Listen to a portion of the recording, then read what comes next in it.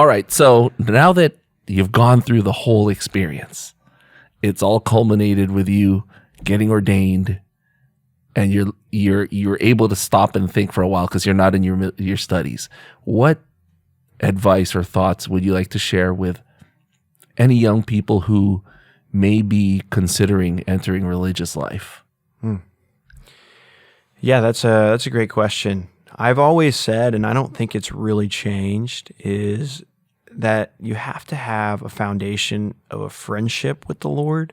And it's something that even in high school was kind of how my faith really started growing, was just like kind of like a childish way of seeing that like Jesus is your best friend. And so if he's your best friend, you got to spend time with him. And kind of just seeing my relationship with him through that lens it's got me through here, and it continues any struggle that I have to have a reliance on like a true friend that is the Lord, and spending time with him in adoration and being in his presence. It's necessary, and you have to do it. And so I tell people it's kind of the starting block that it has to be in place before you can even make any other recommendations. We like to try to see what like steps 2 through 7 are. But like if you don't have number 1, that 2 foundation, through 7, you don't have the foundation, the first step of having that friendship with the Lord, and just kind of a commitment to that. The next ones that you're going to get all jumbled up, and then after that, I always tell people too, like, it's good to just do something. There's a little bit of a danger with people that are kind of worried about discernment or wondering, should I be a priest? What should I do?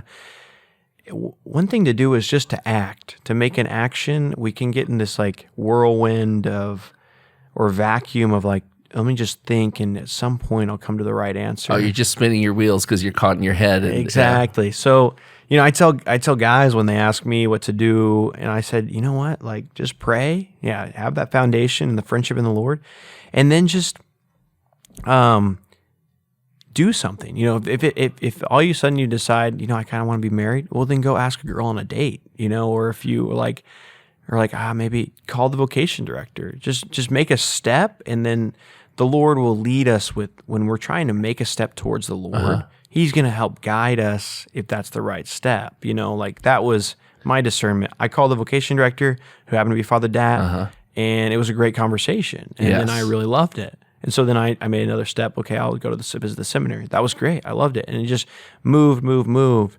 So even if you're having doubts, take a step and you'll be pushed away if it really isn't for you. Yeah, exactly. I mean, I think that's it's the same thing. I mean, in the same way, when I was a senior in high school and I was kind of encountering this call, I started talking to a girl and I was trying to run from it, but it didn't work out. Like, I think in the same way, like I was the Lord was like, no, these are the steps that are right. And when I was making those steps, there was encouragement to continue to go, versus the other steps I was taking were not right. And I knew that. And so I always encourage people to move forward.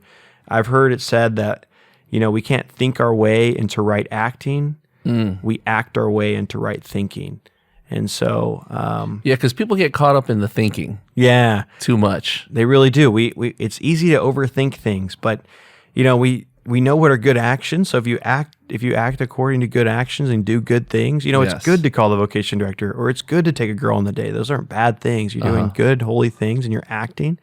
It can help us to really think properly about what's going on and to really hear the voice of the Lord and what he wants for us in our lives.